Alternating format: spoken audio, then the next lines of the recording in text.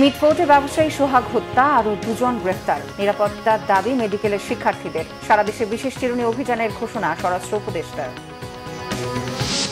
তারেক রহমানকে অপপ্রচারের টার্গেটে পরিণত করা হয়েছে, অভিযোগ মির্জা ফখরুলের। নির্বাচন বাধাগ্রস্তকারীদের জনগণ প্রত্যাখ্যান করবে আমির খসরুর মন্তব্য। সংস্কার ছাড়া নির্বাচন হবে না, পিরোজপুরে বললেন নাহিদ ইসলাম। শাপলা প্রতীকের দাবিতে অনড় এনসিপি। প্রধান বিচারপতি নিয়োগ প্রক্রিয়ায় রাজনৈতিক দলগুলো একমত, জানালেন আলী রিয়াজ। জুলাই আন্দোলন নিয়ে পোস্টার ও পোস্টকার্ড প্রকাশ তথ্য মন্ত্রণালয়ের। দেশে ভয়াবহ আকার নিয়েছে রাজনৈতিক সহিংসতা ও মব ভায়োলেন্স। এ পর্যন্ত সারা দেশে নিহত অন্তত 150 জন।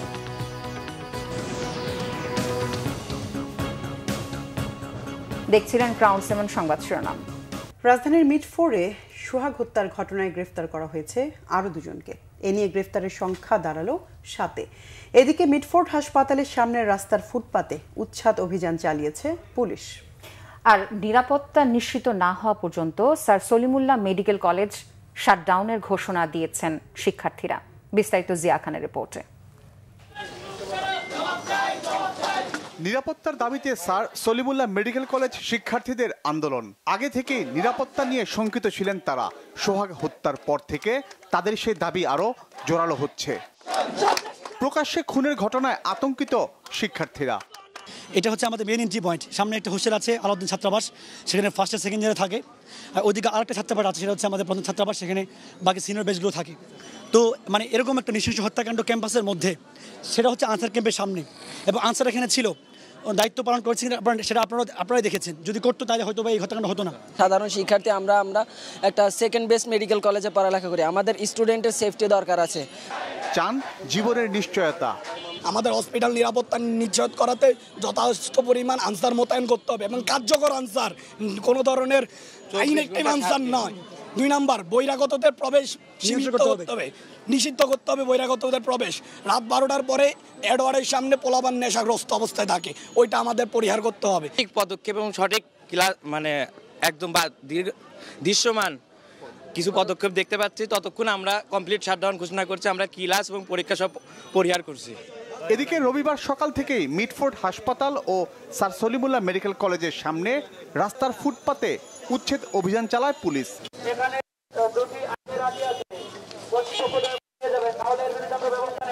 সোহাগ হত্যার ঘটনায় এজাহারভুক্ত আসামি সজীব ও রাজীবকে গ্রেফতার করেছে ডিবি। রাজধানী ঢাকা এবং নেত্রকোনা জেলায় অভিযান পরিচালনা করে ডিবি আরও 2 জনকে আটক করেছে। এই নিয়ে এই ঘটনায় এই পর্যন্ত 7 জনকে গ্রেফতার করা হলো। আমরা ঘটনাটি খুব গুরুত্ব দিয়ে তদন্ত করছি এবং ঘটনার সাথে জড়িত যে বা যারাই থাকুক না কেন তাদেরকে আইনের আওতায় নিয়ে আসার জন্য কাজ করছি। যারা আমাদের কাছে গ্রেফতার হয়েছে তাদের কাছে জিজ্ঞাসাবাদ চলছে, এবং এই ঘটনায় যারা পলাতক রয়েছে সিসিটিভি ফুটেজ বিশ্লেষণ করে তাদেরকে আমরা গ্রেফতারের চেষ্টা করছি। সোহাগ হত্যার পর থেকে চাপা উত্তেজনা এলাকাবাসীর মাঝে। নির্মম হত্যাকাণ্ডের দৃষ্টান্তমূলক বিচারের পাশাপাশি সুন্দরভাবে বেঁচে থাকার নিশ্চয়তা চায় সাধারণ মানুষ। জিয়া খান, বাংলা ভিশন, ঢাকা। স্বরাষ্ট্র উপদেষ্টা মোহাম্মদ জাহাঙ্গীর আলম চৌধুরী জানিয়েছেন, দেশের আইন শৃঙ্খলা পরিস্থিতি রক্ষা ও ভোটের আগে স্থিতিশীলতা বজায় রাখতে সারা দেশে শুরু হচ্ছে বিশেষ চিরুনি অভিযান। মিটফোর্ডের ব্যবসায়ী হত্যা এ পর্যন্ত 7 জনকে গ্রেফতারের তথ্য দেন তিনি। জানান, নৃশংস এ ঘটনা তদন্তে সর্বোচ্চ গুরুত্ব দেয়া হচ্ছে। অপরাধীর রাজনৈতিক পরিচয় থাকলেও ছাড় দেয়া হবে না বলে হুঁশিয়ারি দেন স্বরাষ্ট্র উপদেষ্টা। জিয়াউল হক সবুজের রিপোর্ট। গেল বুধবার মিটফোর্ড হাসপাতালের সামনে নৃশংসভাবে খুন করা হয় ভাঙাড়ি পণ্যের ব্যবসায়ী লালচাঁদ ওরফে সোহাগকে। এই ঘটনা অত্যন্ত দুঃখজনক ও বর্বর বলে উল্লেখ করেন স্বরাষ্ট্র উপদেষ্টা। খুবই একটা দুঃখজনক ঘটনা। রবিবার সচিবালয়ে আইন শৃঙ্খলা বিষয়ক উপদেষ্টা কমিটির বৈঠকে স্বরাষ্ট্র উপদেষ্টা জানান, সভ্য সমাজে এমন ঘটনা কোনোভাবেই গ্রহণযোগ্য নয়। নির্মম এই হত্যার সাজা নিশ্চিতে দ্রুত বিচার ট্রাইব্যুনালে নেওয়ার প্রস্তুতি জানান তিনি। মিটফোর্ডের নৃশংস হত্যাকাণ্ডের ঘটনা কি সরকার সর্বোচ্চ গুরুত্ব সহকারে দেখছেন।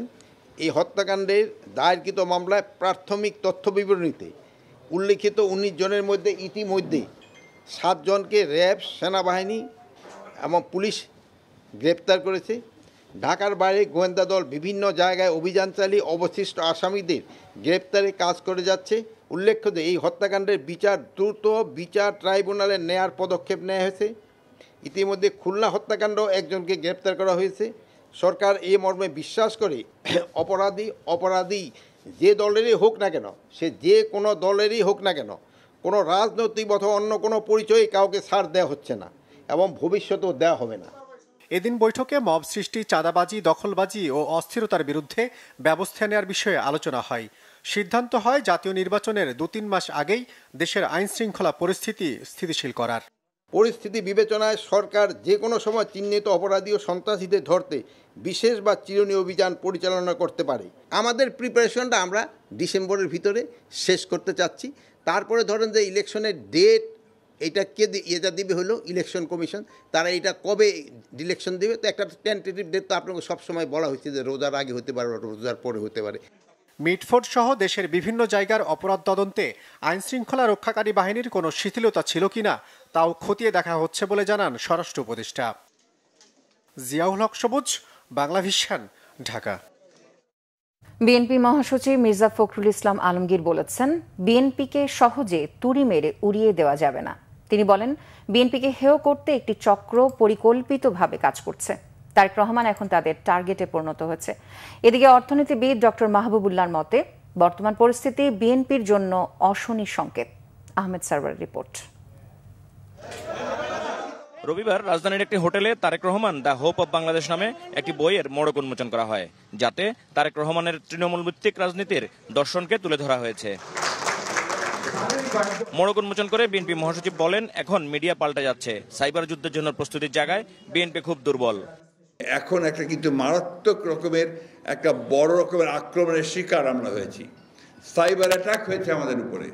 চতুর্দিক থেকে একটা পরিকল্পিতভাবে বিএনপিকে হেয় প্রতিপন্ন করবার জন্যে, বিএনপিকে উড়িয়ে দেওয়ার জন্য, এবং সবচেয়ে মারাত্মক যেটা, ফর দ্য ফার্স্ট টাইম এবার আমাদের নেতা তারেক সাহেবের উপরে আক্রমণ হয়েছে।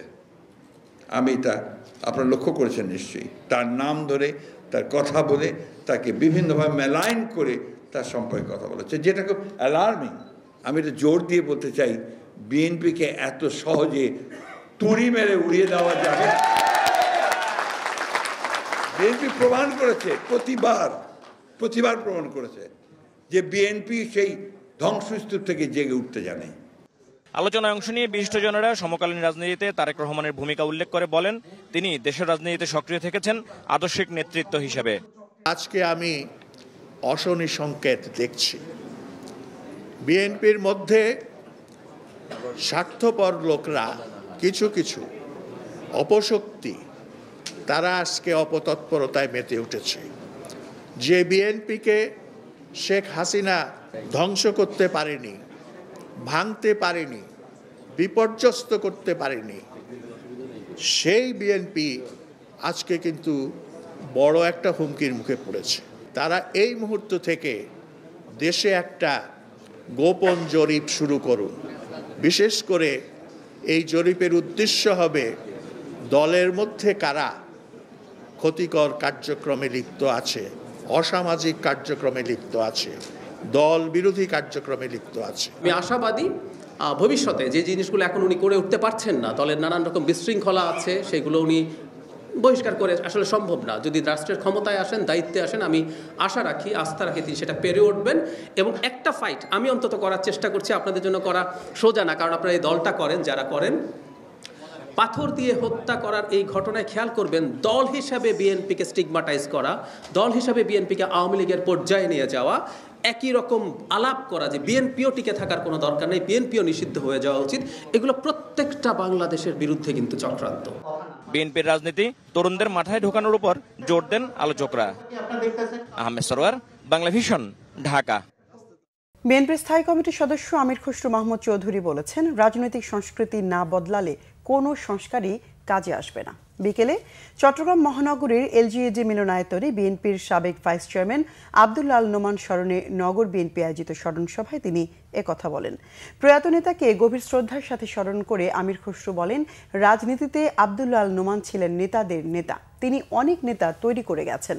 আমির খসরু বলেন, যারা রাজনীতিকে কলুষিত করতে চায়, নির্বাচন বাধাগ্রস্ত করতে চায়, জনগণ তাদের প্রত্যাখ্যান করবে।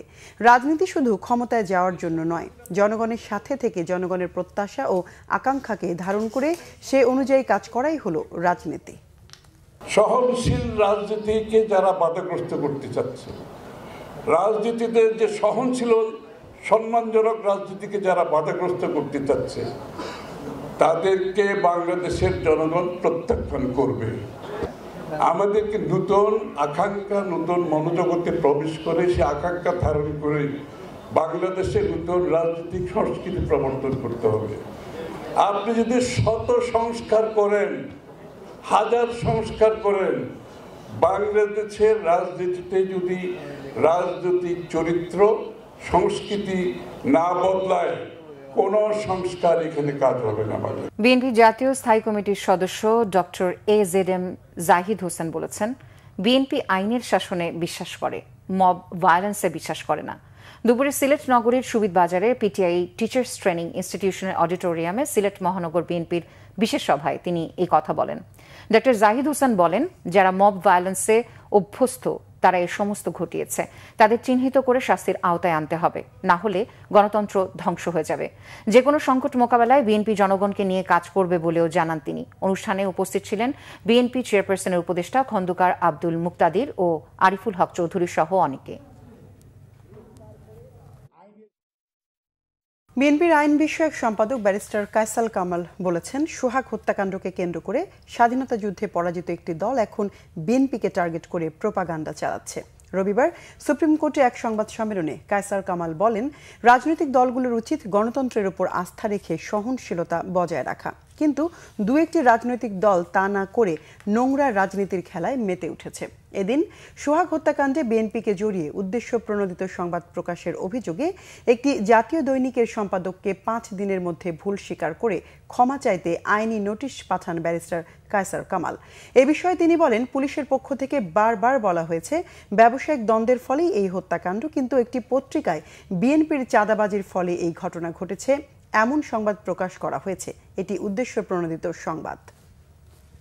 বিএনপি চেয়ারপারসনের উপদেষ্টা আব্দুস সালাম অভিযোগ করেছেন, সন্ত্রাসী কর্মকাণ্ডে জড়িত অপরাধীদের আইনের আওতায় না এনে বারবার বিএনপির উপর দোষ চাপাচ্ছে সরকার।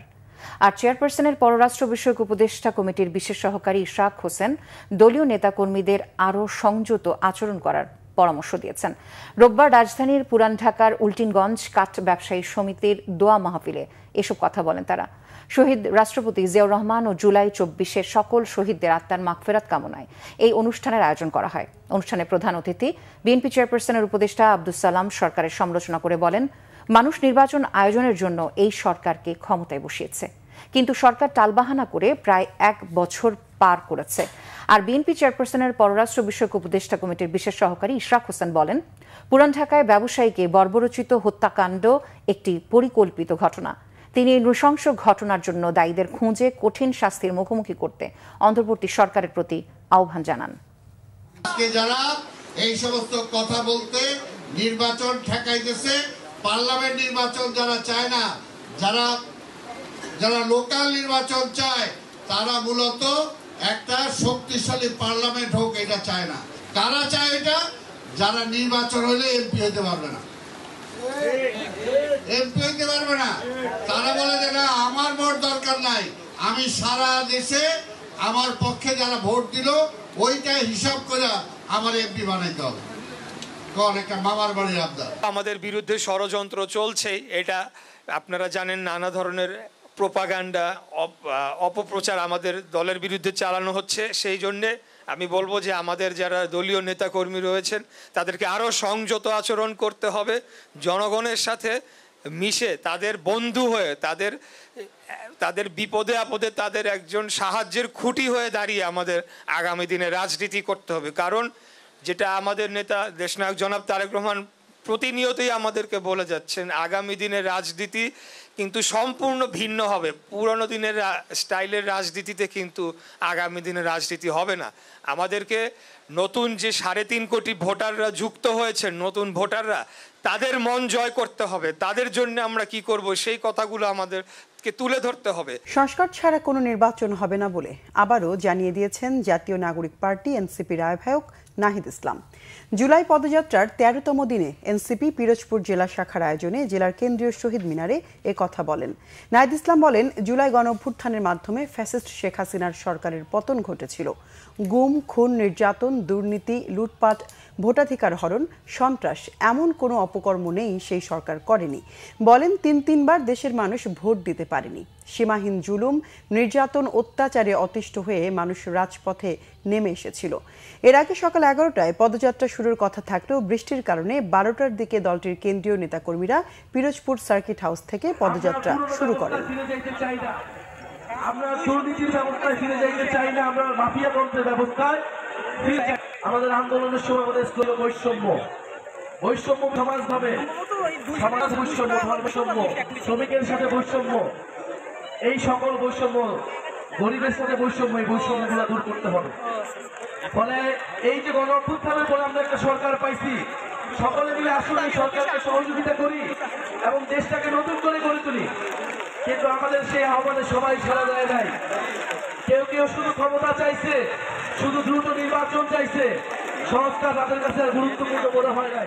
এদিকে শাপলা প্রতীকের বিকল্প কোনো প্রতীক নিয়ে ভাবছে না জাতীয় নাগরিক পার্টি এনসিপি, এমনটি জানিয়েছেন দলটির মুখ্য সমন্বয়ক নাসির উদ্দিন পাটোয়ারি। সকাল 11টায় সিইসির সাথে এনসিপির 5 সদস্যের প্রতিনিধি দল বৈঠকে বসে। উপস্থিত ছিলেন হাসনাত আব্দুল্লাহ, সার্জিস আলমও। বৈঠক শেষে নাসির উদ্দিন পাটোয়ারি বলেন, সংসদ নির্বাচনের আগে নির্বাচন কমিশন পুনর্গঠন করতে হবে। এনসিপি নেতারা দলের নিবন্ধন, দলীয় প্রতীকের বিষয়ে ইসির সিদ্ধান্ত ও প্রবাসী ভোটারদের বিষয়ে কমিশনের সঙ্গে আলোচনা করেন। নাসির উদ্দিন পাটোয়ারি বলেন, তাদের শাপলার কোনো বিকল্প অপশন নেই।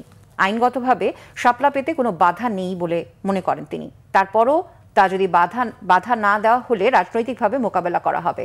দলটির যুগ্ম সদস্য সচিব অ্যাডভোকেট জহিরুল ইসলাম বলেন, নিষিদ্ধ আওয়ামী লীগের নৌকা প্রতীক নির্বাচন কমিশনের তফসিল থেকে বাতিল করতে হবে।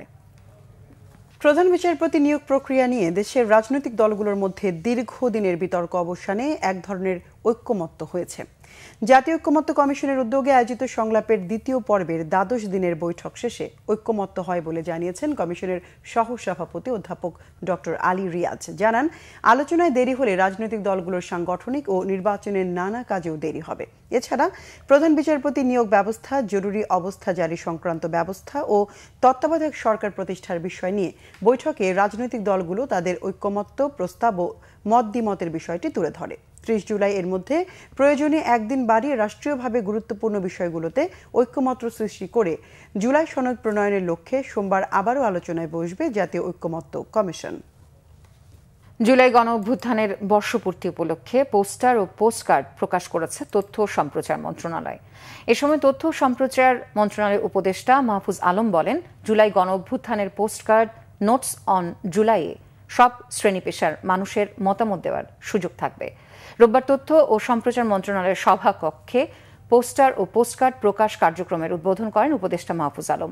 প্রকাশিত 10টি পোস্টারের সবগুলোই জুলাই গণ অভ্যুত্থান কেন্দ্রিক। পোস্টার ও পোস্টকার্ড প্রকাশ অনুষ্ঠানে তিনি আশা প্রকাশ করে বলেন, বিপুল সংখ্যক মানুষ পোস্টকার্ডে জুলাই গণ অভ্যুত্থান সম্পর্কিত স্মৃতি ও মতামত প্রদান করবেন। এসব পোস্টকার্ড গুরুত্ব সহকারে সংরক্ষণ করা হবে। তথ্য ও সম্প্রচার মন্ত্রণালয়ের সচিব মাহবুবা ফেরজানা সহ সংশ্লিষ্ট ঊর্ধ্বতন কর্মকর্তারা অনুষ্ঠানে উপস্থিত ছিলেন। তথ্য উপদেষ্টা বলেন, জেলা তথ্য অফিসসমূহ প্রামাণ্য চিত্র প্রদর্শনী, পোস্টার বিতরণ ও প্রদর্শন সহ অন্যান্য কার্যক্রম বাস্তবায়ন করছে।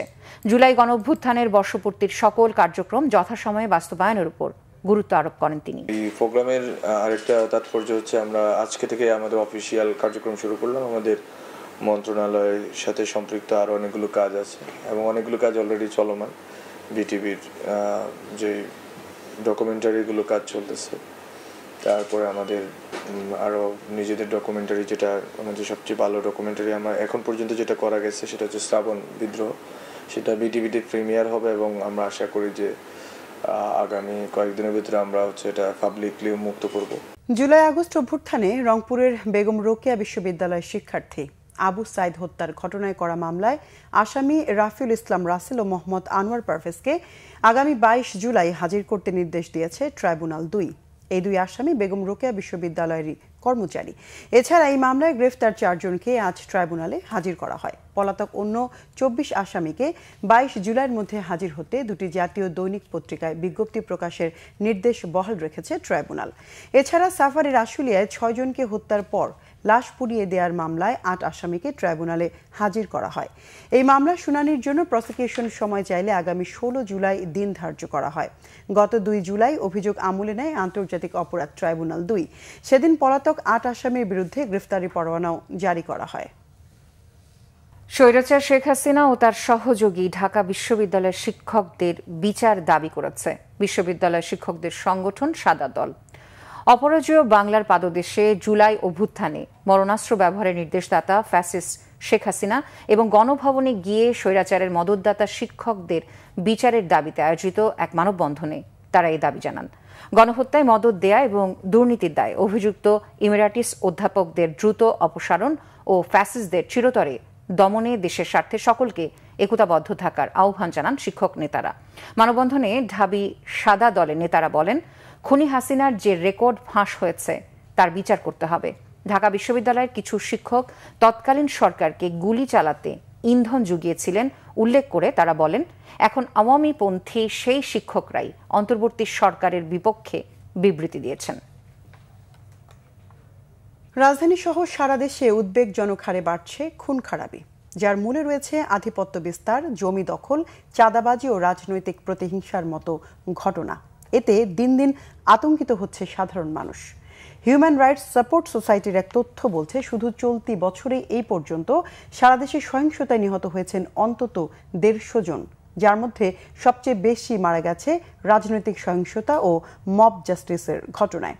আইনের সঠিক প্রয়োগ না থাকা ও আইন শৃঙ্খলা বাহিনীর প্রতি জনগণের অনাস্থাকেই বড় কারণ হিসেবে দেখছেন বিশেষজ্ঞরা। বিস্তারিত ফজলে রাব্বির প্রতিবেদনে। অন্তর্বর্তী সরকারের 10 মাস পেরিয়ে গেলেও এখনো আইন শৃঙ্খলা পরিস্থিতির কাঙ্ক্ষিত উন্নতি সম্ভব হয়নি। ফলে দিনে দুপুরে ছিনতাই, ডাকাতি, হত্যার ঘটনা পাল্লা দিয়ে বাড়ছে। সেই সঙ্গে মব জাস্টিসের ঘটনা তো আছেই। হিউম্যান রাইটস সাপোর্ট সোসাইটির এক তথ্য বলছে, শুধু চলতি বছরে এখন পর্যন্ত সারা দেশের রাজনৈতিক সহিংসতায় নিহত হয়েছে অন্তত 79 জন, আর গণপিটুনির ঘটনায় 67 জন। এ সময় ধর্ষণের শিকার হয়েছে 476 জন, আর ধর্ষণের পর হত্যা করা হয়েছে 14 জনকে। আইন ও সালিশ কেন্দ্রে আরেক তথ্য বলছে, গত 10 মাসে মব সৃষ্টির মাধ্যমে সারা দেশে 174 জন নিহত হয়েছে। এর মধ্যে সবচেয়ে বেশি হেনস্থার শিকার হয়েছেন মুক্তিযোদ্ধারা। এমন বাস্তবতায় আইনের কঠোর প্রয়োগ ছাড়া আইন শৃঙ্খলা পরিস্থিতি অনুকূলে আনা সম্ভব নয় বলে মনে করেন অপরাধ বিশেষজ্ঞরা। সরকার এবং আইন শৃঙ্খলা বাহিনীর পক্ষ থেকে যে ধরনের কঠোর এবং দৃষ্টান্তমূলক এবং বলা যেতে পারে স্বচ্ছ এবং দ্রুততার সাথে যে ধরনের ব্যবস্থা গ্রহণ করার প্রয়োজন ছিল, সেই ব্যবস্থা আমরা গ্রহণও করতে পারিনি। সেই ব্যবস্থা গ্রহণ করার প্রশ্নে যে আলাপগুলো করা দরকার, দ্রুততার সাথে কার্যকরী আলাপ, সেই আলাপগুলো আমরা করতে পারিনি। বরং আলাপগুলো না করে, ব্যবস্থা না করে সরকার এবং আইন শৃঙ্খলা বাহিনী নিজেদেরকে বিবৃতির মধ্যেই অধিকাংশ ক্ষেত্রে বিবৃতির মধ্যেই নিজেদেরকে সীমিত বা আবদ্ধ রেখেছে। আর এই সুযোগটা তো অপরাধপ্রবণ ব্যক্তি যারা আছে তারা নিবেই। দেশে দ্রুত বিচার না হওয়ার সংস্কৃতির কারণেই মানুষ আইন হাতে তুলে নিচ্ছে বলে মনে করেন মানবাধিকার কর্মী নূর খান। মব নিয়ন্ত্রণে আইনের কার্যকর প্রয়োগ ও দ্রুত শাস্তি নিশ্চিত করার পরামর্শ তার।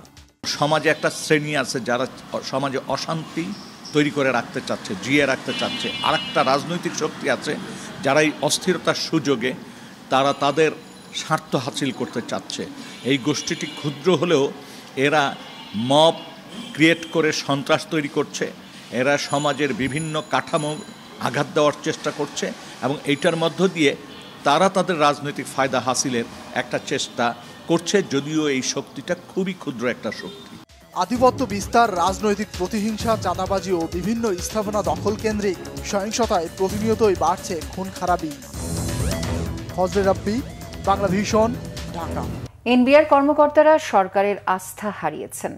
তাদের আতঙ্ক দূর করতে অভয় দেয়ার কিছু নেই বলে জানিয়েছেন বিদ্যুৎ ও জ্বালানি উপদেষ্টা এবং এনবিআর সংক্রান্ত উপদেষ্টা কমিটির আহ্বায়ক মোহাম্মদ ফাউজুল কবির খান। সকালে সচিবালয়ে এক সংবাদ সম্মেলনে কথা বলেন তিনি। জ্বালানি উপদেষ্টা স্বীকার করেন, রাজস্ব নীতি ও রাজস্ব বাস্তবায়ন বিষয়ে জারি করা অধ্যাদেশে চতুরতার আশ্রয় নেওয়া হলেও শুরুতে বিষয়টি ধরতে পারেনি উপদেষ্টা কমিটি। তবে এ বিষয়ে সরকারের সঙ্গে নিয়মতান্ত্রিক দাবি না জানিয়ে এনবিআর কর্মকর্তারা চরম অন্যায় করেছেন। আন্দোলনটি শুরুতে নিরীহ থাকলেও পরে দেশের অর্থনীতি ধ্বংস এবং সরকার বিরোধী অবস্থান তৈরি করে বলে জানান তিনি। ফাউজুল কবির খান জানান, এনবিআর নামটি শুনলেই অনেকে লম্বা হাসি দেয়, তাই নামটা বাদ দিয়ে দুটি বিভাগ করার পক্ষে জোরালো অবস্থান তুলে ধরেন তিনি। প্রশাসন ক্যাডারের খবরদারি গ্রহণযোগ্য নয় জানিয়ে বলেন, ক্ষমতার ভারসাম্য রক্ষায় সচিব ও ঊর্ধ্বতন কর্মকর্তারা নিয়োগে নীতিমালা করা হবে। সরকারের প্রতি আস্থা ফেরাতে এনবিআরের কর্মকর্তাদেরই আচরণ পরিবর্তন ও রাজস্ব আহরণ বাড়াতে হবে। যুক্তরাষ্ট্রের পাল্টা শুল্ক শুধু ট্যারিফের বিষয় নয়, এর সাথে দেশটির কৌশলগত অবজেক্টিভ রয়েছে বলে জানান ফাউজুল কবির খান। বাড়ি ভাড়ার টাকা বেঁচে যাওয়ায় এবছর সরকারি ব্যবস্থাপনায় হজে যাওয়া প্রায় 5,000 হাজি 8.25 কোটি টাকা ফেরত পাবেন বলে জানিয়েছেন ধর্ম বিষয়ক উপদেষ্টা ডক্টর আফম খালিদ হোসেন। রবিবার সচিবালয়ে এক সংবাদ সম্মেলনে এ তথ্য জানান তিনি। ধর্ম উপদেষ্টা জানান, কোনো হইচই ছাড়াই নির্বিঘ্নে হজ পালন করেছেন হজযাত্রীরা। এ সময় হারিয়ে যাওয়া 892 হজযাত্রীর মধ্যে একজন বাদে সবাইকেই ফেরত পাওয়া গেছে। এবছর মৃত্যুবরণ করেছেন 45 জন হজযাত্রী। তবে সাশ্রয়ী মূল্যে বাড়ি ভাড়া পাওয়ায় বেশ কিছু অর্থ বেঁচে গেছে। এই টাকা হাজিদের ফেরত দেয়া হবে। তবে হজ এজেন্সি অ্যাসোসিয়েশনের নেতারা জানান, তাদের অর্থ বেঁচে গেলেও হাজিদের কোনো টাকা ফেরত দেবেন না তারা। সরকারিভাবে যাওয়া হাজিরা সর্বনিম্ন 5,000 থেকে সর্বোচ্চ 53,000 টাকা ফেরত পাবেন। আইনশৃঙ্খলা পরিস্থিতির অবনতিতে সারা দেশে এখন থেকে নির্বাচন পর্যন্ত ধারাবাহিকভাবে যৌথ বাহিনীর অভিযান চালাতে অন্তর্বর্তী সরকারের প্রতি আহ্বান জানিয়েছেন গণ অধিকার পরিষদের সভাপতি নুরুল হক নূর। দুপুরে চট্টগ্রাম প্রেস ক্লাবে স্থানীয় গণমাধ্যম কর্মীদের সাথে এক মত বিনিময় সভায় তিনি এই আহ্বান জানান। নুরুল হক নূর বলেন, 5ই আগস্ট ফ্যাসিস্ট আওয়ামী লীগ সরকারের পতনের পর দেশে 4 দিন কোনো সরকার ছিল না, আইনশৃঙ্খলা বাহিনীর তৎপরতা ছিল না, কিন্তু তা সত্ত্বেও সে সময় 2-1টি বিচ্ছিন্ন ঘটনা ছাড়া আইনশৃঙ্খলা পরিস্থিতির অবনতি হয়নি। দেশে এখন সরকার ও আইনশৃঙ্খলা বাহিনী থাকলেও সাম্প্রতিক সময়ে বিভিন্ন স্থানে আইনশৃঙ্খলা পরিস্থিতির অবনতি হচ্ছে। তিনি বলেন, যারা চাঁদাবাজি, সন্ত্রাসী এসব কাজ করছে তারা কোনো না কোনো রাজনৈতিক পরিচয় করছে। আবারও চাঁদাবাজিতে তৎপর পল্লবী ও ভাসানটেক এলাকার কুখ্যাত সন্ত্রাসী জামিল এবং তার ছোট ভাই মামুন। দেশের বাইরে থেকেই নাড়ছে কলকাঠি। বিদেশি নাম্বার দিয়ে প্রতিষ্ঠিত ব্যবসায়ীদের কাছে চাঁদা দাবি করছে প্রতিনিয়ত। চাহিদা মতো চাঁদা না পেলে সাঙ্গপাঙ্গ দিয়ে হুমকি, হামলা, গুলিবর্ষণ চলছে। ভুক্তভোগীদের অভিযোগ, চাঁদা না দিলে হত্যার নেশায় মেতে ওঠে সন্ত্রাসী গ্রুপটি। মহিবুল্লাহ মুহিবের রিপোর্টে বিস্তারিত। রাজধানীর পল্লবী থানাধীন আলবদির টেক এলাকা। এখানে গড়ে উঠেছে বেশ কয়েকটি আবাসন প্রতিষ্ঠান। একে বিল্ডার্স নামের আবাসন নির্মাণ প্রতিষ্ঠানটির কার্যালয় এখানেই। গত শুক্রবার বিকেলে চাঁদার দাবিতে প্রতিষ্ঠানটিতে হামলা করে সন্ত্রাসীরা। একে বিল্ডার্সের chairman Maulana M A Qayyum Ali Khan জানান, কয়েকদিন ধরে মালয়েশিয়ান একটি নাম্বার দিয়ে 5 কোটি টাকা চাঁদা দাবি করে আসছে পল্লবীর কুখ্যাত সন্ত্রাসী জামিল।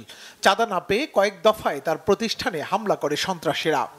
গত 27/6/25 শুক্রবার বিকেল 3টের দিকে মালয়েশিয়ান একটা সিমের মাধ্যমে আমাদেরকে ফোনে এক ভদ্রলোক ফোন করে যে আপনি তো ভালোই ব্যবসা করতেছেন এলাকায়, আমাদেরকে 5 কোটি টাকা চাঁদা দিতে হবে।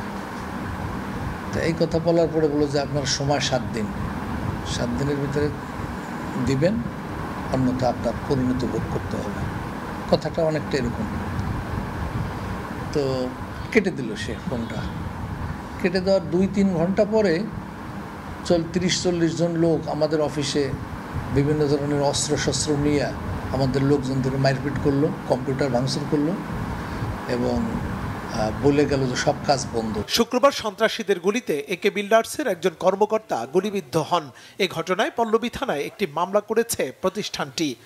তো উনি আবার আমাদেরকে পরে বোধহয় সোম-মঙ্গলবারে আবার একবার ফোন করছে যে আপনি যে যোগাযোগ করলেন না, আপনাকে তো অনেক খেসারত দিতে হবে। অফিসে না ঢুকে রাস্তার উপরেই তারা আমাদের একটা প্রজেক্টে হক টাওয়ার নামে যে একটা প্রজেক্ট আছে ওই প্রজেক্টে তারা হামলা করতে গেল। তা আমাদের লোকেরা যখন জাহর দিছে, শব্দ করছে ধর ধর ধর, তখনই তারা আবার ফিরে আসছে। ফিরে আসছে 40-50 জন লোক, তো আমাদের সাথে ধাওয়াধাই হয়েছে। এর পর্যায়ে তারা যখন দেখছে তারা ধরা খেয়ে যাচ্ছে, এমন অবস্থা আমাদের একটা লোককে গুলি করছে। গুলিটা পায়ে লাগছে, তো আমরা সবাই স্তম্ভিত হয়ে গেছি। এর ভিতরে তারা সরে গেছে। এ বিষয়ে জানতে চাইলে ডিএমপির মিডিয়া বিভাগের ডিসি তালিবুর রহমান জানান, পল্লবীর আলুবদিরটেক এলাকার ঘটনায় 3 জনকে আটক করেছে পুলিশ। ভাই ওই যে পল্লবীর ঘটনা নিয়ে একটু বলেন তো ভাই, আপডেট কি ঘটনার? হ্যাঁ, ঘটনায় 3 জন গ্রেফতার আছে ভাইয়া। মিরপুর পল্লবীর কুখ্যাত সন্ত্রাসী জামিল বাহিনীর প্রধান মুজিবুর রহমান জামিলকে 4টি বিদেশি পিস্তল ও রিভলভার সহ 2009 সালে গ্রেফতার করে র্যাব। পরে জেল থেকে ছাড়া পেয়ে দেশ ছাড়ে সে। তার বিরুদ্ধে একাধিক হত্যা মামলা সহ প্রায় 2 ডজন মামলা রয়েছে। মুহিবুল্লাহ মুহিব, বাংলা ভিশন, ঢাকা। ভোক্তা অধিকার সংরক্ষণ অধিদপ্তরের মহাপরিচালক মোহাম্মদ আলিম আক্তার খান বলেছেন, সরকারের সুনির্দিষ্ট নির্দেশনার পরও বাজারে মিনিকেট নামে চাল পাওয়া যাচ্ছে। এর বিপরীতে ব্যবসায়ীদের নানা যুক্তি থাকলেও তা কোনোভাবেই গ্রহণযোগ্য নয়। রোববার রাজধানীতে ভোক্তা অধিকার অধিদপ্তরের কার্যালয়ে কর্পোরেট প্রতিষ্ঠান ও চালকল মালিকদের সাথে বৈঠক করেন প্রতিষ্ঠানের মহাপরিচালক। এ সময় চাল ব্যবসায়ীরা তাদের যুক্তি তুলে ধরেন। তাদের বক্তব্যের উত্তরে ভোক্তার মহাপরিচালক বলেন, মিনিকেট নামে কোনো চাল বাংলাদেশের নেই। এরপরও ব্যবসায়ীরা ব্র্যান্ডের দোহাই দিয়ে তা বাজারে বিক্রি করছেন। এটি কোনোভাবে হতে পারে না। সরকারের নির্দেশনা অমান্য করলে অবশ্যই জরিমানা ও শাস্তির আওতায় আসতে হবে। সেনাবাহিনীর হস্তক্ষেপে দীর্ঘ 7 ঘণ্টা পর রাজধানীর বনানীর সড়ক ছেড়েছেন আন্দোলনরত সিএনজি চালকরা। কাল সচিবালয়ে কর্তৃপক্ষের সাথে বৈঠকের আশ্বাসে সড়ক ছেড়ে আন্দোলন স্থগিত করেন তারা। এতে বিমানবন্দর থেকে মহাখালীর মূল সড়কে যান চলাচল স্বাভাবিক হয়। এর আগে দুপুর 12টার দিকে চালকরা বনানীর বিআরটিএ প্রধান কার্যালয়ের সামনে সড়কে অবস্থান নেন। এতে মহাখালী বনানী সড়কে যান চলাচল বন্ধ হয়ে যায় এবং আশপাশের সড়কে তীব্র যানজট সৃষ্টি হয়। চরম দুর্ভোগে পড়েন পথচারী ও বিদেশগামী যাত্রীরা। আন্দোলনকারীরা অ্যাম্বুলেন্স ও বিমানবন্দরগামী গাড়িগুলো ছেড়ে দেন। এছাড়া অন্য কোনো গাড়ি যেতে দেননি। এ সময় সড়কে অবরোধকারী সিএনজি চালকরা হামলা করেন পথচারীদের উপর। দাবি আদায় না হওয়া পর্যন্ত আন্দোলন চালিয়ে যাবার ঘোষণা দেন আন্দোলনকারীরা। আরও কিছু খবর নিয়ে এবার দেখুন একটু ডেস্ক রিপোর্ট। বিএনপির যুগ্ম মহাসচিব সৈয়দ ইমরান সালেহ প্রিন্স বলেছেন, যতই সংস্কার বা পুনর্গঠন হোক না কেন, মানুষের মধ্যে মানবিকতা ও সহনশীলতা জাগ্রত না হলে মানবিক রাষ্ট্র বা সমাজ গড়া সম্ভব নয়। ময়মনসিংহের হালুয়াঘাটে আলোকিত হালুয়াঘাট রূপকল্প শীর্ষক গোলটেবিল আলোচনায় একথা বলেন তিনি। এতে হালুয়াঘাট উপজেলা বিএনপির আহ্বায়ক আসলাম মিয়া বাবুল ও পৌর বিএনপির আহ্বায়ক হানিফ মোহাম্মদ শাকিরুল্লাহ সহ অনেকে উপস্থিত ছিলেন। ঘোলাপানিতে মাছ শিকারের চেষ্টা করছে একটি গোষ্ঠী, বলেছেন বিএনপির কেন্দ্রীয় নির্বাহী কমিটির স্বেচ্ছাসেবক বিষয়ক সম্পাদক মীর শরফত আলী সপু। মুন্সিগঞ্জের সিরাজদি খান উপজেলার বাসাইল উচ্চ বিদ্যালয়ে নবনির্বাচিত এডহক কমিটির পরিচিতি ও অভিষেক অনুষ্ঠানে প্রধান অতিথি ছিলেন তিনি। পরে সাংবাদিকদের সঙ্গে আলাপকালে তিনি কথা বলেন। মীর উজ্জ্বল হোসেনের সভাপতিত্বে উপস্থিত ছিলেন বিদ্যালয়ের প্রধান শিক্ষক মোহাম্মদ আব্দুল জলিল ও জেলা বিএনপির আহ্বায়ক সদস্য আওলাদ হোসেন উজ্জ্বল সহ বিদ্যালয়ের শিক্ষকরা। বিএনপি নেতা ইশরাক হোসেনকে হত্যার হুমকির প্রতিবাদে বিক্ষোভ মিছিল করেছে যুবদল। রাজধানীর লক্ষ্মীবাজারে এই কর্মসূচি পালন করেন তারা। 42 নম্বর ওয়ার্ড বিএনপির সভাপতি নুরুল আফসার মাসুদের সভাপতিত্বে এতে অংশ নেন সূত্রপুর থানা বিএনপির সাবেক সাধারণ সম্পাদক শেখ আজিজুল ইসলাম ও কবি নজরুল কলেজের সাবেক ভিপি জাভেদ কামাল রুবেল সহ অনেকে। সন্ত্রাস, নৈরাজ্য, চাঁদাবাজির প্রতিবাদে বিক্ষোভ মিছিল করেছে ঢাকা উত্তর বিএনপি। তেজগাঁও নাবিস্কো মোড় থেকে শুরু কারওয়ান বাজার টিসিবি ভবনের সামনে গিয়ে বিক্ষোভ মিছিলটি শেষ হয়। এ সময় বিএনপিকে নিয়ে চক্রান্তকারীদের প্রতিহত করার আহ্বান জানান ঢাকা মহানগর উত্তর বিএনপির সাবেক আহ্বায়ক সাইফুল আলম নীরব। এতে ঢাকা 12 আসনের সর্বস্তরের জনগণ উপস্থিত ছিলেন। আরও উপস্থিত ছিলেন কামাল উদ্দিন, হুমায়ুন কবির আহমেদ, ভিপি সোলাইমান ও মনিরুজ্জামান মনির সহ বিএনপির সহযোগী সংগঠনের নেতাকর্মীরা। পুরনো ঢাকার মিটফোর্ড হাসপাতালের সামনে প্রকাশ্যে ব্যবসায়ীকে হত্যার মূল আসামিদের গ্রেফতারের দাবিতে এবং বিএনপির ভারপ্রাপ্ত চেয়ারম্যান তারেক রহমানের নামে কুরুচিপূর্ণ স্লোগানের প্রতিবাদে সিরাজগঞ্জে বিক্ষোভ মিছিল ও সমাবেশ করেছে জেলা বিএনপি। পৌর ভাসানী মিলনায়তনের সবুজ চত্বরে কর্মসূচিতে সদর উপজেলার বিভিন্ন ইউনিয়ন ও পৌরসভার বিভিন্ন ওয়ার্ড থেকে বিএনপি ও সহযোগী সংগঠনের বিপুল সংখ্যক নেতাকর্মী অংশ নেন। বান্দরবানের রোয়াংছড়ি উপজেলার আর্যগুহা, ধুতাঙ্গ, বিমুক্তি বিহারের প্রধান ডক্টর এফ দীপঙ্কর মহাথেরো ধূতাঙ্গ ভান্তেকে হত্যা করা হয়েছে বলে অভিযোগ করেছে দেশের বৌদ্ধ ধর্মাবলম্বীরা। বিকালে চট্টগ্রাম প্রেস ক্লাবের সামনে বাংলাদেশ সংঘরাজ ভিক্ষু মহাসভা আয়োজিত মানববন্ধনে বক্তারা এ ঘটনার সুষ্ঠু তদন্ত ও বিচার দাবি করেন। মানববন্ধনে বাংলাদেশ সংঘরাজ ভিক্ষু মহাসভার ভারপ্রাপ্ত সভাপতি প্রিয়ানন্দ মহাস্থবির, সাবেক মহাসচিব লোকজিৎ মহাস্থবির সহ বিভিন্ন বিহারের বৌদ্ধ ভিক্ষুরা সহ ডক্টর এফ দীপঙ্কর মহাথেরোর ভক্তরা অংশ নেন। পরে একটি প্রতিবাদ মিছিল বের হয়। নরসিংদীর পলাশে জিনারদী রেল স্টেশনে কমিউটার ট্রেনের যাত্রা বিরতির দাবিতে মানববন্ধন করেছে জিনারদী, পাঁচদোনা ও শিলমান্দি ইউনিয়নের সর্বস্তরের জনগণ। জিনারদী রেল স্টেশনের প্ল্যাটফর্মে এই কর্মসূচিতে সভাপতিত্ব করেন পলাশ থানা যুবদলের সভাপতি নিসার আহমেদ খান।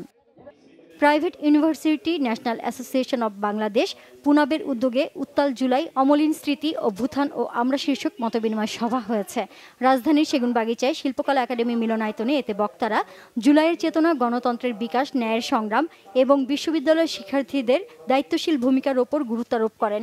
উপস্থিত ছিলেন বিএনপির ভারপ্রাপ্ত চেয়ারম্যান তারেক রহমানের উপদেষ্টা ডক্টর মাহদি আমিন, ন্যাশনালিস্ট ডেমোক্রেটিক মুভমেন্ট এনডিএম এর সভাপতি ববি হাজ্জাত সহ অনেকে। মানি লন্ডারিং ও সন্ত্রাসী অর্থায়ন প্রতিরোধে সক্ষমতা বাড়ানোর লক্ষ্যে আল আরাফা ইসলামী ব্যাংকের উদ্যোগে ও লিড ব্যাংক হিসেবে গাজীপুর ব্র্যাক সিডিএমে দিনব্যাপী প্রশিক্ষণ কর্মশালা অনুষ্ঠিত হয়েছে। এর উদ্বোধন করেন প্রধান অতিথি Bangladesh financial intelligence unit BFIU এর পরিচালক মোহাম্মদ মফিজুর রহমান খান চৌধুরী। এতে সভাপতিত্ব করেন আল আরাফা ইসলামী ব্যাংকের ব্যবস্থাপনা পরিচালক মোহাম্মদ রাফাতুল্লাহ খান। ইসলামী ব্যাংক বাংলাদেশ PLCর ঢাকা সেন্ট্রাল, নর্থ, সাউথ ও ইস্ট জোন এবং ঢাকার 6টি কর্পোরেট শাখার অর্ধবার্ষিক ব্যবসায় উন্নয়ন সম্মেলন অনুষ্ঠিত হয়েছে ইসলামী ব্যাংক টাওয়ারে। এতে প্রধান অতিথির বক্তব্য রাখেন প্রতিষ্ঠানটির চেয়ারম্যান ওবায়দুল্লাহ আল মাসুদ। বিশেষ অতিথির বক্তব্য দেন ব্যাংকের অডিট কমিটির chairman Mohammad Abdus Salam, risk management কমিটির chairman professor doctor M Masud Rahman ও স্বতন্ত্র পরিচালক professor doctor M Zubaidur Rahman. সম্মেলনে জোন ও কর্পোরেট শাখাসমূহের প্রধান, জোনসমূহের অধীন শাখা প্রধান, প্রধান কার্যালয়ের ঊর্ধ্বতন নির্বাহী ও কর্মকর্তারা অংশ নেন। BGMEA university of fashion and technology BUFT সফলভাবে আয়োজন করেছে টেক্সটাইল হ্যাক 2025 প্রোটোটাইপ বাজার। বিশ্ববিদ্যালয়ের মাল্টিপারপাস হলে অনুষ্ঠিত এই আয়োজনের মূল লক্ষ্য ছিল টেক্সটাইল খাতে উদ্ভাবনকে উৎসাহিত করা এবং শিল্প ও শিক্ষার মধ্যে সহযোগিতা জোরদার করা। দিনব্যাপী এই আয়োজনে শিক্ষার্থী দলগুলো তাদের সৃজনশীল ও টেকসই সমাধানসমূহ লাইভ প্রোটোটাইপ প্রদর্শন ও পিচ সেশনের মাধ্যমে উপস্থাপন করে। BUFT বোর্ড অব ট্রাস্টিজের চেয়ারম্যান ফারুক হাসানের সভাপতিত্বে এতে প্রধান অতিথি ছিলেন বাংলাদেশি নেদারল্যান্ডসের রাষ্ট্রদূত আন্দ্রেকার স্টেন্স। বাংলাদেশের most sustainable company of the year হিসেবে স্বীকৃতি অর্জন করেছে দেশের শীর্ষস্থানীয় নিত্য ব্যবহার্য ও ভোগ্যপণ্য FMCG উৎপাদন ও বিপণনকারী প্রতিষ্ঠান ইউনিলিভার বাংলাদেশ লিমিটেড UVL। একই সঙ্গে প্রতিষ্ঠানটি most sustainable FMCG company of the year পুরস্কারও অর্জন করেছে। পুরস্কার বিতরণী অনুষ্ঠানে সংশ্লিষ্ট খাতের বিশিষ্ট ব্যক্তিরা, কর্পোরেট প্রতিনিধি ও উন্নয়ন অংশীদারদের উপস্থিতিতে পুরস্কার গ্রহণ করেন ইউনিলিভার বাংলাদেশের চিফ ফিনান্সিয়াল অফিসার ও ফাইন্যান্স ডিরেক্টর জিনিয়া তানজিনা হক এবং প্রতিষ্ঠানটির অন্যান্য ঊর্ধ্বতন কর্মকর্তারা। SDG ব্র্যান্ড চ্যাম্পিয়ন অ্যাওয়ার্ডস এর তৃতীয় সংস্করণে 3টি ক্যাটাগরিতে বাংলাদেশের টেক জায়ান্ট ও সুপার ব্র্যান্ড ওয়ালটনকে পুরস্কৃত করা হয়েছে। টেকসই ক্লিন এনার্জির উদ্যোগের জন্য ওয়ালটন অর্জন করেছে SDG ব্র্যান্ড চ্যাম্পিয়ন অ্যাওয়ার্ড 2025। পাশাপাশি বর্ষসেরা সবচেয়ে টেকসই ইলেকট্রনিক পণ্য প্রস্তুতকারী প্রতিষ্ঠান ক্যাটাগরিতেও এই পুরস্কার পেয়েছে ওয়ালটন। এছাড়া টেকসই উদ্যোগের মাধ্যমে জলবায়ু ও পরিবেশ সুরক্ষায় অসামান্য অবদান রাখায় অনারেবল মেনশন ব্র্যান্ড হিসেবেও ওয়ালটনকে এ পুরস্কার দেওয়া হয়। রাজধানীর রেডিসন ব্লু হোটেলে পুরস্কার গ্রহণ করেন প্রতিষ্ঠানটির ব্যবস্থাপনা পরিচালক SM Mahbubul Alam. Bangla vision news desk. সংবাদ শেষ করব। ক্রাউন সিমেন্ট শিরোনামগুলো আরেকবার জানিয়ে মিটফোর্ডে ব্যবসায়ী সোহাগ হত্যা, আরো 2 জন গ্রেফতার। নিরাপত্তা দাবি মেডিকেলের শিক্ষার্থীদের। সারা দেশে বিশেষ চিরুনি অভিযানের ঘোষণা স্বরাষ্ট্র উপদেষ্টার। তারেক রহমানকে অপপ্রচারের টার্গেটে পরিণত করা হয়েছে, অভিযোগ মির্জা ফখরুলের। নির্বাচন বাধাগ্রস্তকারীদের জনগণ প্রত্যাখ্যান করবে, আমির খসরুর মন্তব্য। সংস্কার ছাড়া নির্বাচন হবে না, পিরোজপুরে বললেন নাহিদ ইসলাম। শাপলা প্রতীকের দাবিতে অনড় এনসিপি।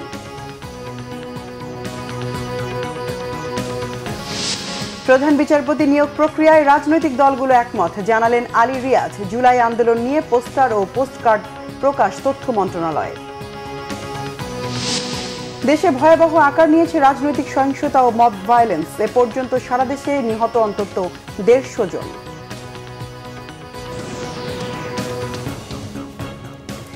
দর্শক, এ ছিল এখনকার মতো। পরের সংবাদ রাত 1টায় দেখার আমন্ত্রণ রইল। এছাড়া বাংলাদেশের সংবাদ ও সংবাদ সংশ্লিষ্ট অনুষ্ঠান দেখতে ভিজিট করুন www.bbnews24.com ও facebook.com/banglavisionnews এবং সাবস্ক্রাইব করুন youtube.com/banglavisionnews। এতক্ষণ সাথে থাকার জন্য ধন্যবাদ সবাইকে। শুভরাত্রি। শুভরাত্রি।